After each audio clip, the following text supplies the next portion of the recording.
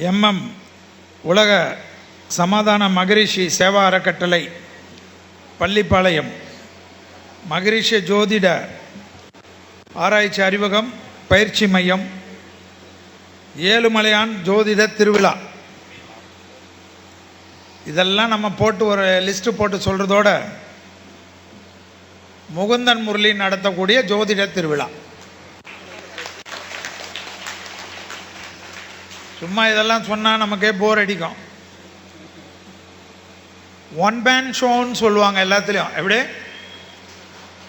One man show? இந்த one மேனுக்கு பின்னாடி 100 woman 100 man இருக்கிறாங்க.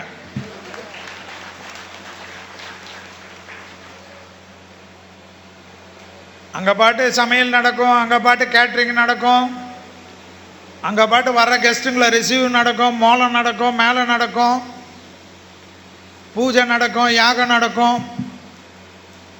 எல்லாம் நடந்ததுன்னா அது முகுந்த முரளி திருவிழா. ஃபேஸ்புக்கில் அடிச்சுக்கிற எல்லா ஜோசியரும் வந்து உட்கார்ந்தா முகுந்த முரளி திருவிழா.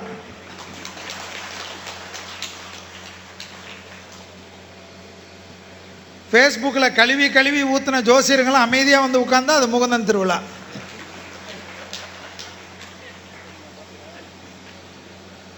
இல்லை, இப்போ தான் ஒரு தம்பி வந்து சொன்னார்,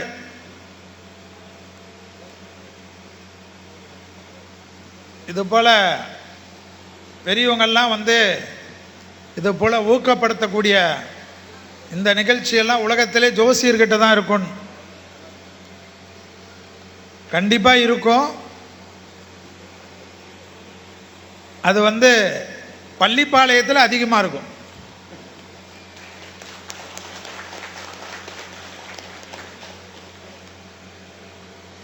நேற்றுலேருந்து விழா நடக்குது. முகுந்தன் முரளி அன்பு வேண்டுகோள் கொடுத்துட்டாரு. அப்படியே வந்துட்டு 7 மணி ஃப்ளைட்டை பிடிச்சிட்டு ஓடாதீங்கண்ணே, வந்தீங்கன்னா கொஞ்சம் நைட்டு வரைக்கும் இருங்க, கொஞ்சம் சந்தோஷமாக எங்கள் கூட இருங்கன்னாரு. அதனால தான் நம்மளும் ரொம்ப பிஸின்னு பிலிம் காட்டாமல்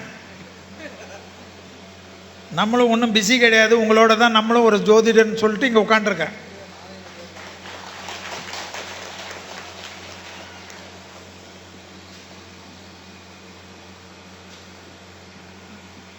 நிறைய ஆசான்கள் இருக்கக்கூடிய மேடை இது.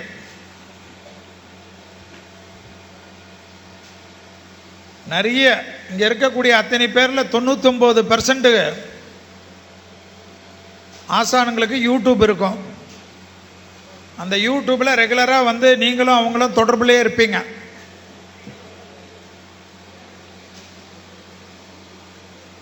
இந்த யூடியூப் இல்லாத ஒரே ஜோசியர் நான் தான்.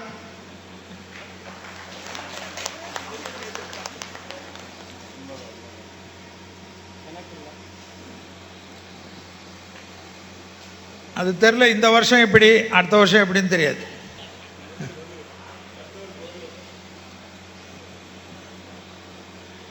ஸோ நிறைய ஜோதிடம், ஒவ்வொருத்தர் ஒரு விஷயம்,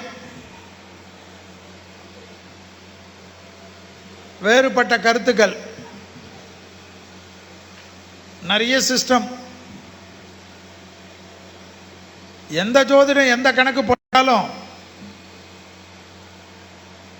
27 நட்சத்திரம் 12 லக்னன்றதை மட்டும் ஞாபகம் வச்சுக்கோங்க. நம்ம அதை தான் பார்க்குறோம்.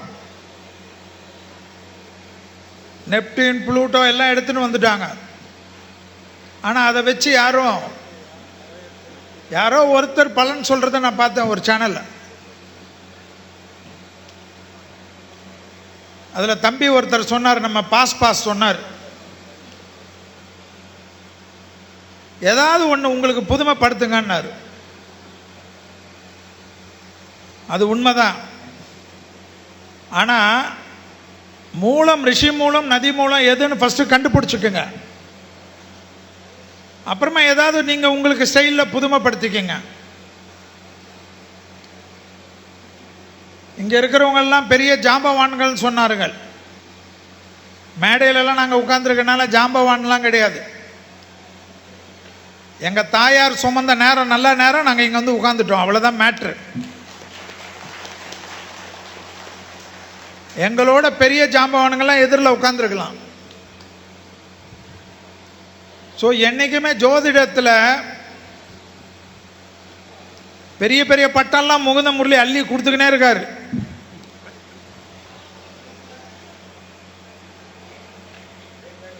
நமக்கு எதோ கொடுத்தாரு பட்டம். எனக்கு இந்த யதார்த்த ஜோதிடர் பட்டமே எனக்கு பெரிய மனநிறைவாக வாழ்க்கையில் இருக்குது, அதுவே போதும். பட்டங்கள், பதவிகள், பேர், புகழ் எல்லாம் நம்ம நேரம் நல்லா இருக்கச்ச வந்துக்கினே இருக்கும். ஆனால் ஜோதிடர் எப்பவுமே ஐயா பாலகுமரன் சொல்கிற போல மற்றவங்களுக்கு இதம் சொல்பவனாக தான் இருக்கணும். என்ன சொல்பவனாக? இதம் இதம் வதம் சொல்பவனாக இருக்கக்கூடாதான். கெட்ட நேரம் இருந்தாலும் ஜோதிட புக்கெல்லாம் தூக்கி போடக்கூடாது. ஐயா இந்த நேரம் இப்படி இருக்கு, இந்த நேரம் முடிஞ்சு என்னை வந்து பாருங்க, அது வரைக்கும் இந்த தெய்வத்தை போங்க, அந்த தெய்வத்தினுடைய கடாட்சத்தை பிடிச்சிக்குங்க. கொஞ்சம் ஐயா கொஞ்சம் அமைதியாக இருங்க, பேசுறச்ச கொஞ்சம் சத்தம் வராமல் போட்டுக்குங்க. ஸோ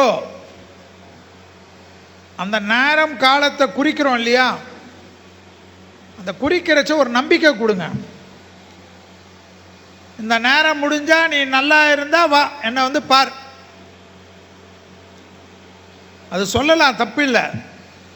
அதை எப்படி சொல்லணும்னா, இந்த நேரம் தாண்டிட்டு வாங்க, எனக்கு கொஞ்சம் நல்ல ஃப்ரீயாக சொல்லலாம், அது வரைக்கும் கொஞ்சம் எல்லா விஷயத்திலும் கவனமாக இருங்கன்னு சூட்சமத்தை கற்றுக்கணும். ஏன்னா நம்ம போடுற கணக்கு கூட தப்பாக போயிடும். நம்மளும் கடவுள்லாம் இல்லையே. ஜோதிடனுக்கும் சாசம் போயிடுச்சுன்னா என்ன ஆயிடுவார் சொல்லுங்க? அவ்வளோதான், சங்கு தான். ஸோ சங்கு நமக்கும் நிரந்தரம்னு ஞாபகத்தில் வச்சுக்கோங்க.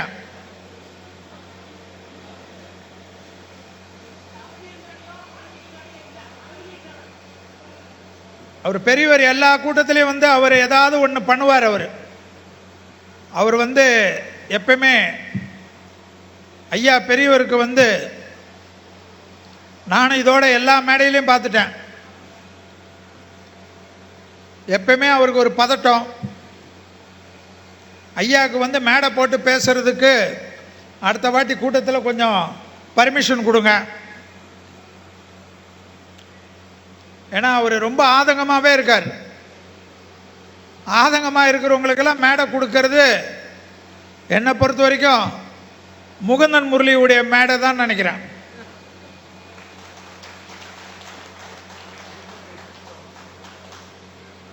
நான் தான் சொன்னேனே முதல்ல, எங்களோட இங்கே இருக்கிறவங்க நிறைய பேர் பெரிய ஆளாக இருப்பாங்கன்னு. அவங்களுக்கெல்லாம் உடனே ஒரு பொங்கும்.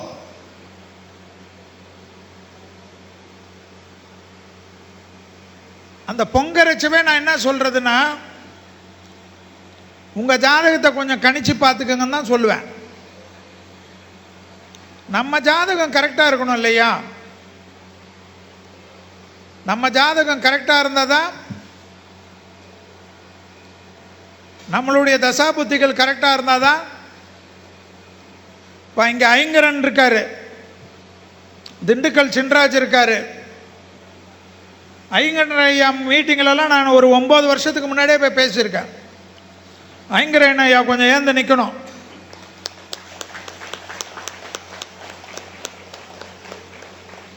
கொரோனா காலத்துக்கெல்லாம் முன்னாடியே கிளாஸை கண்டுபிடிச்சவர் அவர் தான். ஜோதிடம் என்பது ஒருத்தருக்கு மட்டும் இருந்ததை மாற்றினவர் ஐங்கரன் தான்.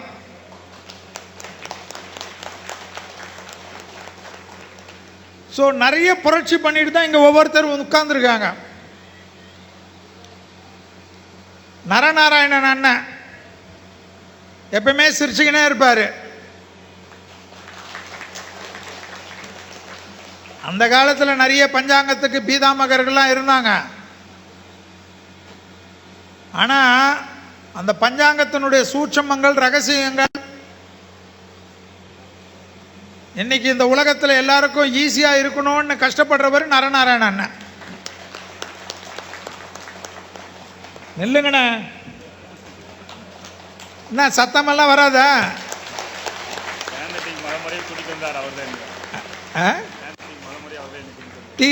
டீ காப்பியெல்லாம் கொடுக்க மாட்டீங்களா? உட்காருங்க. வேந்தர் டிவியில் நான் வந்து எல்லாரையும் அறிமுகப்படுத்தினேன்னா அவர் சொல்லி தான் நான் அறிமுகப்படுத்தினேன். உங்கள் முகுந்த முரளியை நான் தான் கொண்டு வந்தேன்னாலும் அவர் சொல்லி தான். இங்கே ரூட் யார்? அவர் தான். எதுக்கு நான் சொல்கிறேன்னா, ஜோதிடத்தில் இன்னைக்கு எல்லாம் வளர்ந்துடலாம். ரிஷி மூலம், நதி மூலம் குரு வணக்கம் எப்பவுமே இருக்கணும். யாரால வந்தோன்னு சொல்லணும்.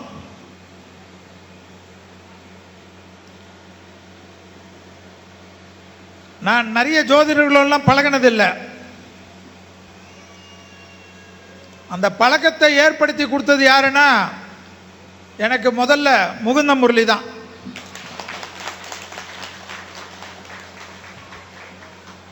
அதனால தான் முகுந்த முரளி ஒரு நிறைய ஐடியா கொடுத்துருக்காரு. அடுத்த வருஷத்துலேருந்து ஜோதிடர்களுக்காக இம்ப்ளிமெண்ட் பண்ணக்கூடிய ஒரு ஐடியாஸ். அது நிறைய நல்லது நடக்கும். நானும் நம்ம ஈரோடு கோபண்ணங்கிட்ட நிறைய வாட்டி சொல்லிட்டேன். அண்ணன் எப்படி இப்படி உட்கார்ந்துருக்கிறாரோ அதே போல தான் உட்கார்ந்துருப்பார்.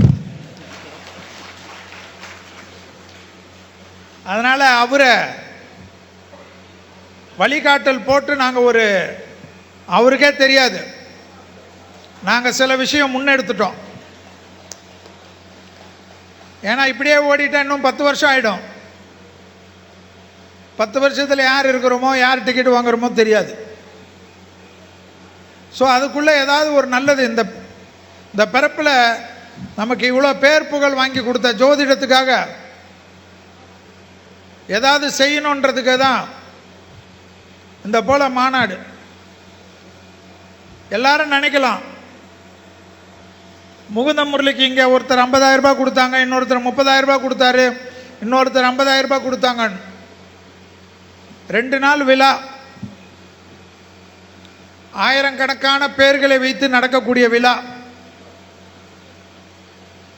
டொனேஷன் ரெசிப்ட்லாம் போட்டு வாங்கி அரசியல் கூட்டம் இல்லை, இது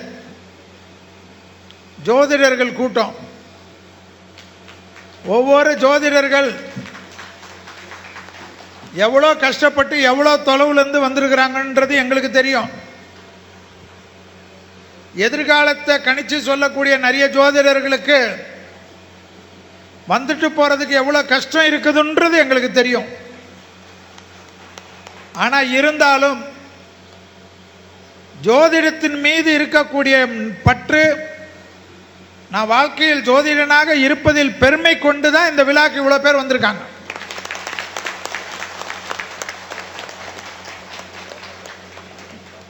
இந்த பணம் வசூலிச்சது எல்லாமே இவர்கிட்ட பேகு கேட்டு, அவர்கிட்ட மைக்கு கேட்டு, அவர்கிட்ட இதை கேட்டு, இவ்வளோ கஷ்டப்பட்டு தம்பி விழா நடத்துகிறாருன்னா யோசிச்சு பாருங்க.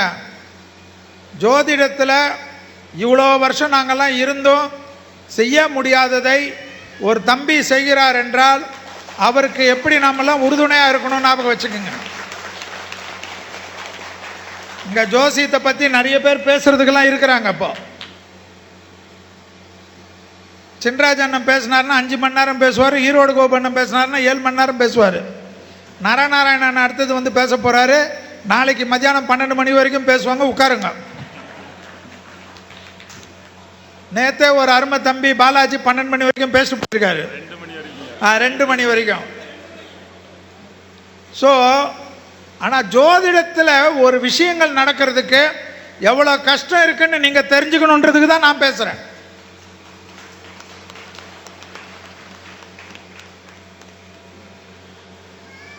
எனக்கு தெரிஞ்சு இந்த மேடையில் தப்பாக இருந்தால் மன்னிச்சுக்கோங்க.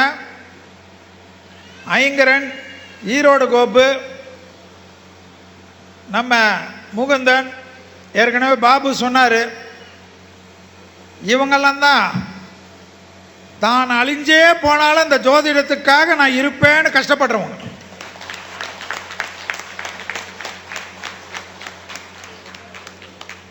நாங்கள்லாம் அப்பாயின்மெண்ட் வாங்கிட்டு மீட்ரு வாங்கிட்டு நாங்கள் பாட்டு வேறு வேலை பார்த்துட்டு இருப்போம். பொய்யெல்லாம் பேச மாட்டோம். ஏன்னா இந்த நிகழ்ச்சியில் ஒவ்வொருத்தரும் அவர் கூப்பிடுறச்ச நான் ரொம்ப பிஸி, நான் அந்த நேரத்தில் அமெரிக்காவில் இருப்பேன், நான் அந்த நேரத்தில் தான் எனக்கு அநேகமாக கர்நாடகா சிஎம்மோட அப்பாயின்மெண்ட் இருக்கும். பிலிம் காட்டுறதே வாழ்க்கை.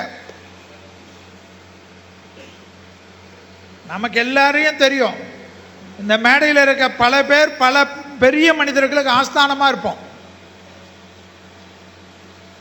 அவங்களுக்கு எல்லாமே நம்மளாக தான் இருப்போம். ஆனால் இதெல்லாம் கொடுத்தது எது? இந்த ஜோதிடம்.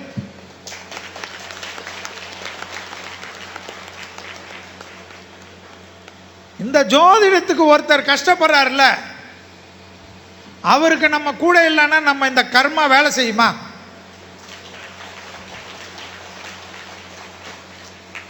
அவருக்கு இந்த பக்கத்தில் மணி இருக்காப்புல, என்ன சொல்லவே மாட்டேன்றாப்புலன்னு ஒரே வருத்தம்.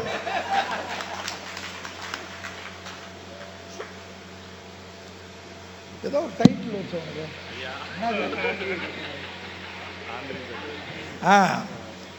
திடீர்னு பார்த்தேன் ஒரு யூடியூப்ல, தாந்திரிக சக்கரவர்த்தி. அடப்பாவீங்களா?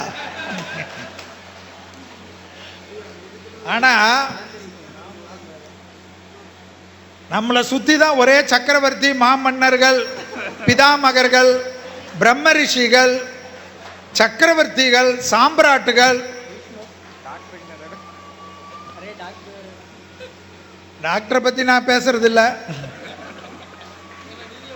நான் வாங்கிறது இல்லை, அதனால அதை பத்தி கவலைப்படாதீங்க. நான் படிச்சு வாங்காம இதெல்லாம் வச்சுக்கிறது இல்லை. நான் எம்எல் தான் போட்டுப்பேனே தவிர வேற எதுவுமே போட்டுக்கிறது இல்லை. ஏன்னா அந்த டிகிரி கேட்டால் நான் காட்டுவேன்.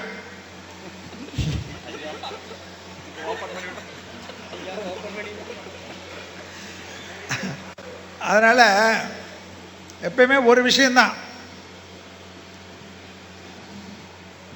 கோபண்ணன், திண்டுக்கல் சின்ராஜ் அண்ணன், ஐங்கரன் அண்ணன், நரநாராயணன் அண்ணன், அதே போல் நம்ம பிரம்மரிஷி அண்ணன், எல்லாரும் அந்த காலத்துலலாம் ஏதோ ஒரு குருவுக்கு சேவை செஞ்சு தான் நாங்கள்லாம் கற்றுக்கணும்.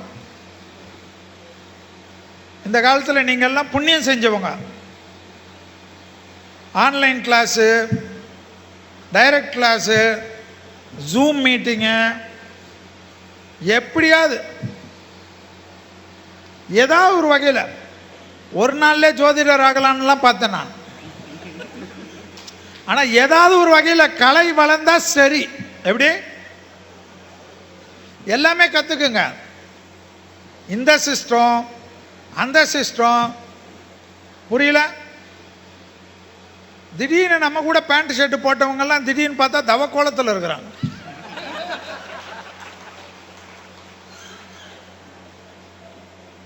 இமயமலையில் போட்டு ஃபோட்டோ ஷூட் எடுத்துன்னு வந்திருக்காங்க. எதுக்குயா? எதுக்கு? ஜோசியராக இருந்தால் நீ ருத்ராட்சம் போட்டு காவி சட்டை போடணும்னு ஏதாவது சட்டம் இருக்கா? நீயா இருந்து ஜோசியம் சொல்ல.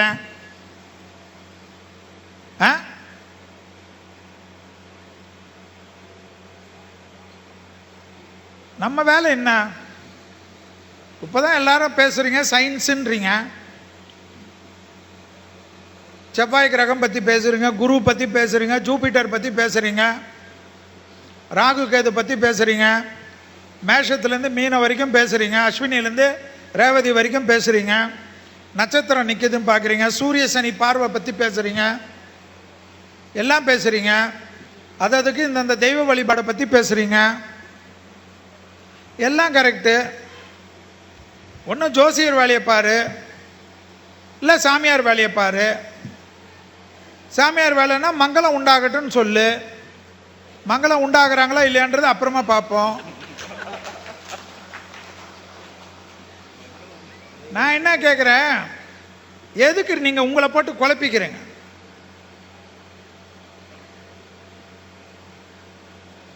இந்த காவி வேஷ்டி போடுறதெல்லாம் விட்டுருங்க. நீங்கள் உங்கள் பாட்டுக்கு ஸ்டைலாக இருங்க. பாஸ் தான் எனக்கு பிடிச்சதுன்னு ஒருத்தன் கொண்டு வந்தான் பாரு, தப்பு கிடையாதுங்க. 3 மில்லியன் வியூவர்ஸ் வந்தாங்க. ஏன்? ஏதோ ஒருத்தர் புதுமையாக ஏதோ சொல்கிறாரேன், சக்ஸஸ் ஆகுது ஆகல அடுத்த விஷயம். ஏதாவது ஒரு ஆராய்ச்சி பண்ணுங்க. ஜோசியம் தெரிஞ்சவங்களாம் ஒன்றே ஒன்று தான், பஞ்சாங்கத்தினுடைய விஷயத்தை கொஞ்சம் டீப்பாக பாருங்க.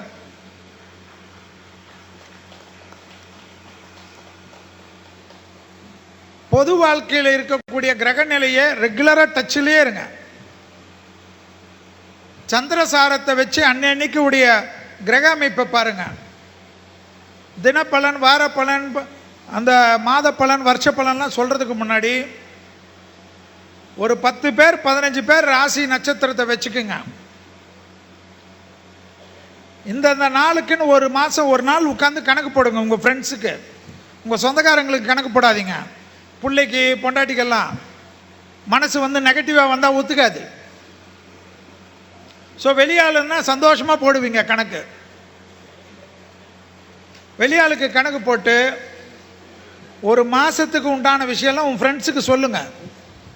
மாப்பிள்ளை, உன் ஜாதகம் பார்த்தேன், இந்த நாளில் இது நடக்கும், இந்த நாளில் பணம் வரும், இந்த நாளில் உன் பொண்டாட்டி உதைப்பா.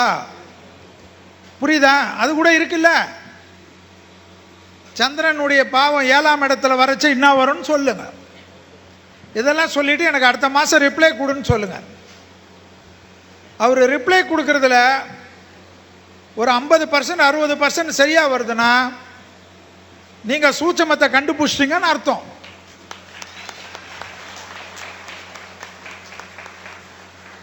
இங்கே நிறைய பேர் எல்லாம் பின்னாடி உட்காந்துருக்குறாங்க. லேடிஸ் எல்லாம் 1 2 3 எல்லாமே ஏந்து நிற்கணும். வேந்தர் டிவிக்கு வரைச்ச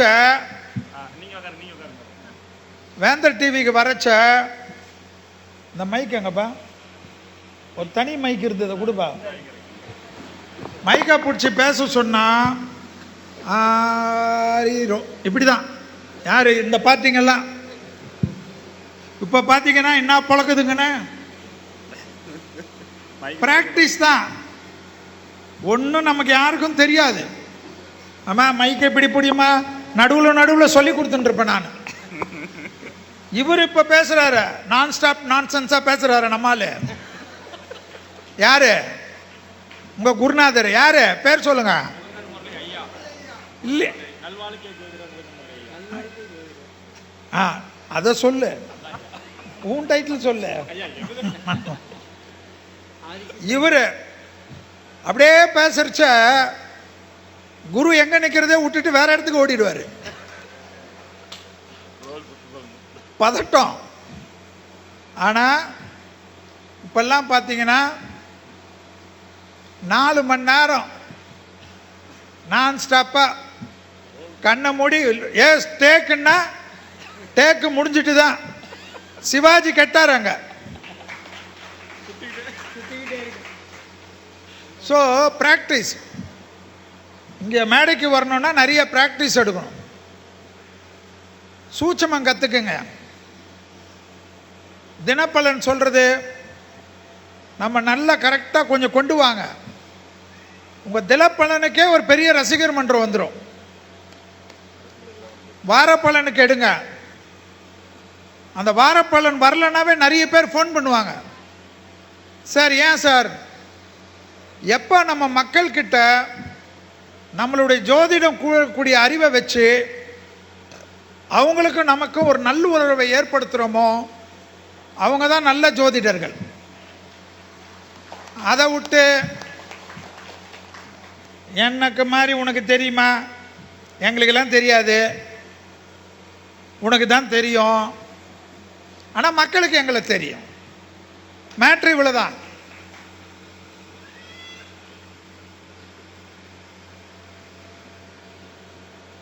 நீயா நானாலெல்லாம் ஒரு பழைய வீடியோலாம் இருக்குது, எடுத்து பாருங்க.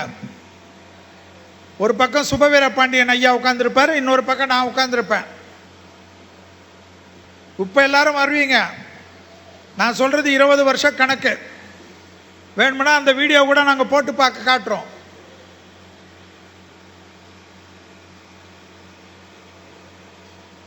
எவ்வளோ யுத்தம் செஞ்சு தான் இந்த மேடைக்கு நாங்கள்லாம் வந்திருக்கோம். இந்த மேடைக்கு வருதுன்னா ஒரு ஜோதிடனாக இருக்கிறவன் ஒரு சினிமா நடிகரோட கேவலப்படணும். அசிங்கம், அவமானம், குடும்பத்தில் வெறுப்பு, ஃப்ரெண்ட்ஸுக்கிட்ட கேவலம், கூட இருக்கிற ஜோதிடர்கிட்ட பொறாமை, பொச்சரிப்பு, இதெல்லாம் தாண்டி ஒரு படிக்கட்டாக ஏறி தான் இங்கே வரணும். அது எல்லாம் உங்களால் முடியும். ஏன்னா நிறைய குருமார்களுடைய ஆசீர்வாதத்தை வாங்குறீங்க. இங்கேருந்து கிளம்புறச்ச ஒரு ஞாபகத்தில் வச்சுக்கோங்க, எவ்வளோ அசிங்கம் எவ்வளோ இது வந்தாலும் ஜோதிடத்தில் எந்த புக்காவது ஒரு நாளைக்கு அந்த புக்கில் இருக்கிற 10 பேஜை நான் படிக்காமல் தூங்க மாட்டேன்னு சபதம் எடுத்துக்கங்க.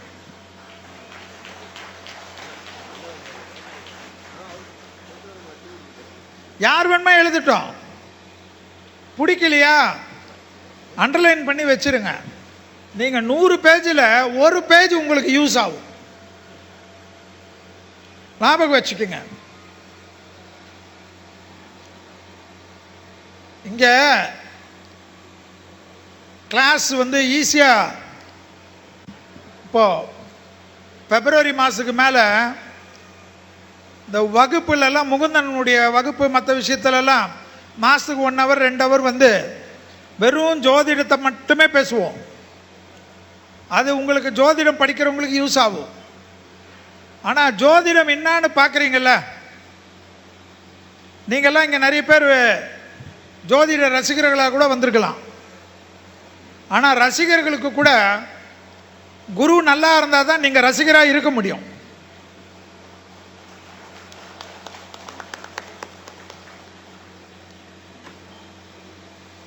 ஜோதிடத்தில் ஜோசியனாக இருந்து ஒரே பதட்டமாக ஒரே இங்கேயும் அங்கேயும் அலைஞ்சுட்டு இருக்காங்க பாரு. புதன் அவங்க ஜாதகத்தில் கெட்டிருந்தா இப்படி தான் அலையணும். ஏன்னா புதன் மனுஷனை நிம்மதியாக விடாது. ஸ்பைனல் கார்டு, லம்பார் கார்டுலாம் பற்றி பேசினார் பாபண்ணா. மெடிக்கல் அஸ்ட்ராலஜினே தனியாக இருக்கு. சுக்கரன்னா எது எதெல்லாம் கெடுக்கும்னு பார்க்கணும், செவ்வானா எது எது கெடுக்கும்னு பார்க்கணும், புதன்னா எது எது கெடுக்கும்னு பார்க்கணும், சூரியன்னா எது எது கெடுக்கும்னு பார்க்கணும், கேதுக்கு எது எது கெடுக்கும்னு பார்க்கணும். அஸ்வினிலேருந்து ரேவதி வரைக்கும் அப்படியே பிரிக்கிறச்ச ஒரு திசையில் லக்னத்திலேருந்து 6ஆம் வீட்டுக்கும் அவனுக்கும் என்ன தொடர்பு வரப்போகுதுன்னெலாம் பார்க்கணும். 8ஆம் வீட்டுக்கு என்ன தொடர்பு வரப்போகுதுன்னு பார்க்கணும். 7ஆம் வீட்டுக்காரனோட என்ன தொடர்பு இருக்குன்னு பார்க்கணும். ஜெயலலிதா அம்மா அட்மிட் ஆகிறச்ச குரு திசையில் சுக்கிர புத்தி, குரு திசையில் ராகு அந்தரம், ராகு புத்தியில் ராகு அந்தரம். டிசம்பர் 5 தான்னா அந்த அம்மாவுக்கு நல்லதுன்னு நடக்கிறதுன்னு ஜோசியத்தில் கண்டுபிடிக்கிறோம். ஆனால் அந்த ராகு அந்தரம் எப்போ தாண்டுவாங்கன்றது அந்த டிசம்பர் 5ன்றது தான் முக்கியன்றதை நம்ம ஜோசியத்தில் சொல்கிறோம். எப்போ சொல்கிறோம்? ஜெயலலிதா அம்மா அட்மிஷன் ஆவரச்ச சொல்கிறோம். அது எப்படின்னா, மிதுன லக்னத்துக்கு குருவானவன் 7ஆம் அதிபதியும் 10ஆம் அதிபதியும். குருவானவன் என்ன? சத்தமா சொல்லுங்க. அந்த பாதகாதிபதியில் லக்ன சாரம் எது வாங்கியிருக்குது? திருவாதிரை. இந்த கால்குலேஷனை ஸ்டெப்னு போட்டு தான் உட்காரணும். செல்வி சொன்னார், டிசம்பர் 5 தாண்டா அந்த அம்மா உயிரோட வருவாங்க. 5 தாண்டா தானே வருவாங்கன்னு சொன்னேன்.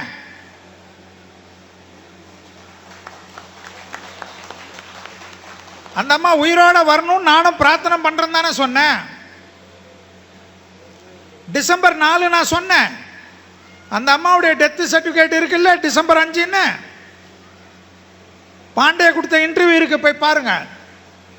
உடனே ரஜினிகாந்துக்கு வருவாங்க. ரஜினிகாந்த் கட்சி ஆரம்பிப்பாருன்னு. அவர் எங்காவது சிஎம் ஆவார் நான் சொன்னேன். ஒருத்தரை பொதுச் செயலாளராக போட்டாரு, ஒருத்தரை பொருளாளராக போட்டாரு. இல்லாத கட்சிக்கு எதுக்கியா பொருளாளர் பொதுச் செயலாளர்? இதை யார்கிட்ட கேட்கணும்? நீங்க ரஜினி கிட்ட தானே கேட்கணும். ரஜினியை விட்டுருவாங்க, ஏன்னா அவர்கிட்ட பேச மாட்டாரு. இப்போ முகுந்த முரளி மகரிஷி ஜோதிட ஆராய்ச்சி மையம்னு வச்சிருக்காரு. வச்சிருக்கனால தானே என்னை சட்ட ஆலோசகராக போட்டிருக்காரு. முகுந்த முரளி ஒண்ணுமே இல்லாம ஏன் என்ன சட்ட ஆலோசகராக போடணும் சொல்லுங்க. இதுல நீ என்ன பாருக்கிற? செயலாளர். வேற யார் என்னென்ன இருக்குது? நிறைய பேர் இருக்காங்க. எல்லாம் இவர் ஆரம்பிச்சிட்டாரு இருக்காரு. இவர் நடுவில் ஓடிட்டாருன்னா இவர் என்ன பண்ணுவாருன்னு எனக்கு பதில் சொல்லுங்க. நாங்க நம்ம ஜோசியத்தில் நம்ம சொல்றோம் இவ்வளவுதான். அதனால எல்லா அசிங்கமும் வரும். வரச்ச அதை ஃபேஸ் பண்றதுக்கு நம்ம கிளீனா இருக்கணும். வெளியாலாம் பண்ண மாட்டாங்க. நான் நம்ம நிறைய அண்ணனுங்களுக்கு சொல்லியிருக்கேன், ஏதாவது ஒரு நிகழ்ச்சியில் ஜோதிடர்கள்லையோ தனியாக ஜோசியம் உட்காந்து பேசினாலோ அல்லது 4 பேரோ 5 பேரோ ஒரு ஜோதிட உரையாடல் பண்ணாலோ பார்த்தா ஒரே மெயிலில் இருந்து கழுவி ஒருத்தன் ஊற்றிக்கினே இருப்பான். அந்த மெயில் யாருன்னு தேடி பார்த்தா ஒரு ஊரில் ஜோசியனா உட்காந்துருப்பாங்க. வேற ஒன்றுமே இல்லை. வேற இதுக்கு பேர் என்ன? சத்தமா சொல்லு. ஜோசியம் தானே படிக்கிறீங்க. பொறாம. நம்ம முன்னோர்கள் என்ன சொன்னா? ஆமையை சேர்க்காதன்னா. எந்த ஆமை? நம்மால நிஜமா போற ஆமையை விட்டுட்டான். அது எக்ஸ்பென்சிவ் படி லக்கு. ஆமையை வீட்டில் வளர்த்தா லக்கு. பொறாமையை சேர்க்காதன்னா அது வச்சுக்கணும். ஆமை வந்த வீடும் அமினா பூந்த வீடும் உருப்படாதுன்ட்டான். அந்த காலத்தில் மலையில் ஏதாவது வீட்டில் ஆமை வந்ததுன்னா வித்துட்டு போயிடுவானுங்க. உலகத்திலே அதிக வருஷம் வாழக்கூடிய ஜீவராசி அது ஆமை. அதனால வீட்டில் இனி நீங்க நஜ ஆமை வளர்க்குறீங்களோ இல்லையோ, கோல்டில் பண்ணியிருக்கோம். கோல்டுனா கோல்டு கிடையாது, அது முகுந்தங்கிட்ட இருக்கும். கோல்டு பிளேட்டட் ஆமை இருக்கும். அந்த ஆமையை ஒவ்வொருத்தர் ஆபீஸில் வச்சுக்குங்க. சிம்பிள் தான். மாட்டுடைய லாடம் இருக்கிறது தெரியுமா? யார் உங்ககிட்ட ஜோசியம் வந்தாலும் லாடத்தை உள்வாசல்ல மாட்ட சொல்லு. இதெல்லாம் சாதாரண விதி. உங்ககிட்ட வரவன் நல்லா இருப்பான். உங்ககிட்ட வரவன் நல்லா இருந்தா நீ நல்லா இருப்ப. ஃபர்ஸ்ட் வரவன் ஃபீஸ் கொடுக்கறத பத்தி பேசாத. வரவனை நல்லா டெவலப் பண்ணு. அவரு டெவலப் ஆக நீயும் முகுதன மாதிரி நல்லா டெவலப் ஆவ.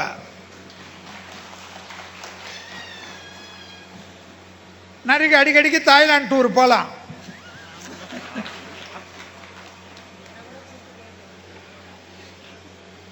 நரநாராயணன் விட்டுட்டு போனது தான் எனக்கு வருத்தமாக இருக்கு. ஈரோட கோபாலனுக்கு இது புதுசாக இருக்கு. ஐயோ எனக்கு சொல்லவே இல்லையே அவனுங்க.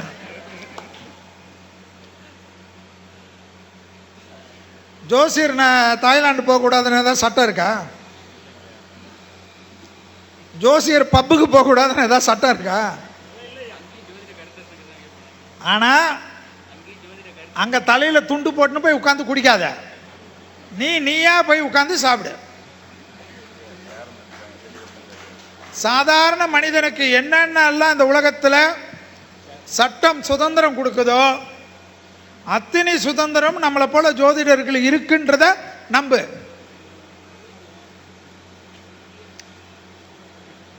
ஜோதிடத்தை ஜோதிடமாக வச்சுக்கோ. நான் நிறைய பேருக்கு சொல்லுவேன், காலில் விழுறது பற்றி, அது நல்லதுன்றது பற்றி இன்னும் ஒரு சாரார் சொல்லுவாங்க. ஆனால் நான் என்ன சொல்கிறேன், சும்மா இருக்கிற ஒரு ஜோசியன்கிட்ட காலில் விழுந்து அவன் நம்ம பெரிய கடவுளோன்னு நினச்சிக்கினேன்.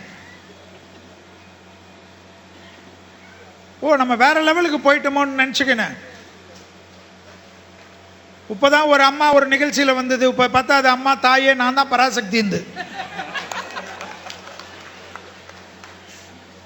அதுக்கு பார்த்தா இவ்வளோ பெரிய கூட்டத்தோட பெரிய கூட்டம் இருக்குது. கல்யாணம் பண்ணிச்சுன்னா அது அவங்க பர்சனல்ண்ணே, அதை நம்ம குறை சொல்லக்கூடாதுண்ணே. கல்யாணம் பண்ணுறது டைவர்ஸ் பண்ணுறதுலாம் அவங்க பர்சனல். ஆனால் நான் கடவுள்னு போல்டாக வந்து சன் நியூஸில் பேசுது பார், அந்த தில் இருக்குதா நம்ம ஆளுங்களுக்கு? என்கிட்ட நிறைய பேர் வருவானுங்க, செல்வி சார் நல்லா இருக்கீங்களா எல்லாம் கேட்பான். நான் கூட ஜோசியம் பார்க்குறேன். ஏண்டா அதை சந்தோஷமாக சொல்ல, நான் நைட்டில் போய் கொள்ளையை அடிக்கிறோம் இல்லை பிட் பாக்கெட் அடிக்கிறோமா? நான் கூட ஜோசியம் கற்றுக்கிறேன். இப்போ தான் ஜோசியம் சொல்ல ஆரம்பிச்சு. பெருமையாக சொல்ல மாட்டானுங்க, ஏன்னா நம்ம ஆளுங்களுக்கு சைக்காலஜி அப்படி. இன்னிலேருந்து என்ன சொல்லணும், இந்த மாநாட்டில் இருந்து ஜோதிடன் என்று சொல்லுவோம், பெருமை கொள்வோம்.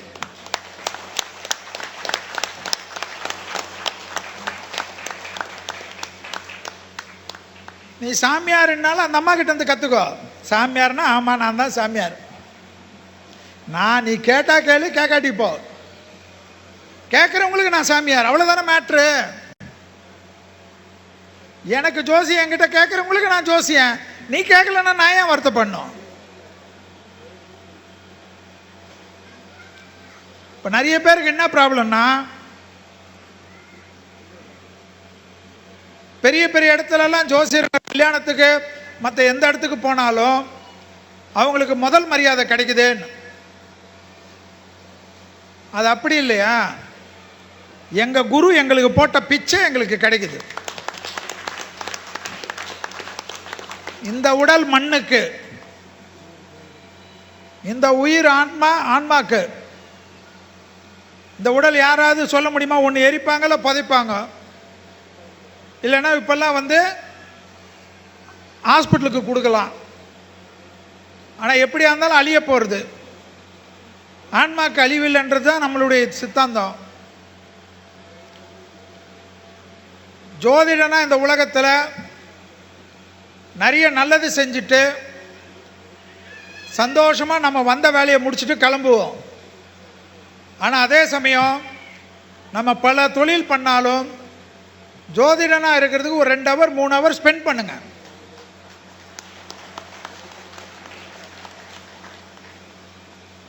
நரநாராயணனை வச்சு பஞ்சாங்கெல்லாம் ஒரு நாளில் கற்றுக் கொடுத்துருவார் அவர்.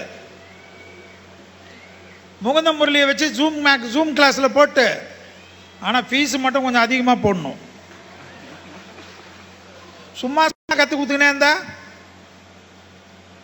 ஒரு 11,000 ரூபாய் போடு விடாத. 6,000 ரூபாய் எனக்கு கொடு.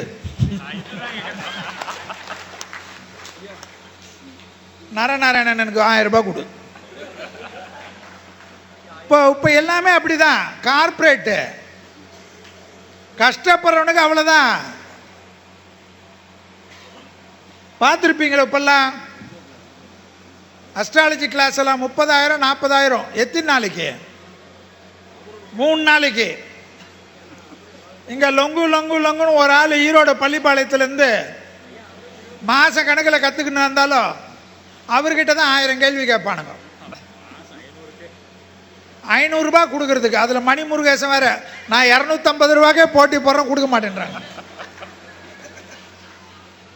ஸோ நம்ம ஜோதிடனாக இருப்போம், ஜோதிடத்துக்கு சேவையாற்றவர்களை பாதுகாப்போம், அவர்களுக்கு உறுதுணையாக இருப்போம். நான் என்ன முகுந்தனுக்கு உதவி செய்கிறேன் அது செய்கிறேன்றதெல்லாம் எனக்கும் முகுந்தனுக்கும் பப்ளிக்கில் நான் பண்ணுறது நான் விரும்புறதில்லை. ஸோ முகுந்தனுடைய ஒரு வளர்ச்சிக்கும் நான் உறுதுணையாக இருப்பேன். அதே போல் இங்கே இருக்கிற ஜோதிடர்களும் இப்போ அடுத்தது ஜனவரி மாதம் கூட இங்கே ஒரு தம்பி நடத்துகிறாரு. அந்த நிகழ்ச்சிக்கு நான் வருவேன். யார் எந்த ஜோதிடர் எங்கே கூப்பிட்டாலும் உன்னை பேனர் அடிக்க சொல்ல, எனக்கு மாலை போட சொல்ல, தார தப்பட்ட சொல்ல, அதெல்லாம் நீங்கள் பண்ணால் நான் என்ன பண்ண முடியும்? நான் டிக்கெட்டு போட்டு நான் ரூமில் தங்கிட்டு சந்தோஷமாக பேசிட்டு போகிறேன், உங்களோட நான் இருக்கிறேன். ஆனால் நீங்கள் சொல்கிற டேட்டில் எனக்கு டைம் இல்லைன்னா ரொம்ப பிலிம் காட்டுறான்னு சொன்னால் நான் என்ன பண்ண முடியும்? ஒரு 2-3 டேட்டை வச்சுக்கின்னு கொஞ்சம் கொடுத்தீங்கன்னா, இந்தியாவில் இல்லை எந்த ஊரில் நீங்கள் நடத்தினாலும் நீங்கள் 4 பேர் வச்சு மாநாடு போட்டாலும் நான் வருவேன்னு உறுதி கூட்டு. எனக்கு பின்னாடி நிறைய அண்ணனுங்கள் நிறைய விஷயம் பேச போகிறார்கள். சின்ராஜ் அண்ணன் இருக்கார், நரநாராயண அண்ணன் இருக்கார், கோபையா இருக்கார். கோபையா நல்லா திட்டுவார், வாங்கி கட்டிக்கிங்க. ஆனால் சந்தோஷமாக கேளுங்க. ஜோசியத்தில் ஒரு வாட்டியும் நான் சொல்லுவேன், வரைச்ச ஒரு நோட்டு வச்சு எழுதிக்குங்கன்னு. தயவுசெய்து இல்லைன்னா ரெக்கார்ட் பண்ணிக்கோங்க. ரெக்கார்டை ஆன்லைன் பண்ணிட்டு ஃப்ளைட் மோடை போட்டு ஃபுல்லாக ரெக்கார்ட் பண்ணிக்கோங்க. எல்லோருக்கும் வாழ்த்துக்கள். 2025ஆம் ஆண்டு புத்தாண்டு நல்வாழ்த்துக்கள். புத்தாண்டில் இங்கு வந்திருக்கக்கூடிய ஒவ்வொரு ஜோதிடர்களும் ஜோதிடத்தின் மீது அக்கறை கொண்டிருக்கக்கூடிய ஆன்றோருக்கும் சான்றோருக்கும் தாய்மார்களுக்கும் சகோதர சகோதரிகளுக்கும் மற்றும் மகரிஷி ஜோதிட ஆராய்ச்சி அறிமுகம் பயிற்சி முகாமுக்கும் மற்றும் அவரவர்கள் நடத்தக்கூடிய அனைத்து பயிற்சி முகாம்களுக்கும் நிறைய மாணவர்களும் உங்கள் அனைவர் வாழ்க்கையிலும் வசந்தமும் சந்தோஷமும் நல்ல தீர்க்க ஆயுசுடன் தேக ஆரோக்கியத்துடன் இருக்க வேண்டும் என்று எல்லா வல்ல ஸ்ரீ ராகவேந்திர மனதார பிரார்த்தனை செய்து வாய்ப்புக்கு நன்றி. வணக்கம். ஜெய்ஹிந்த்.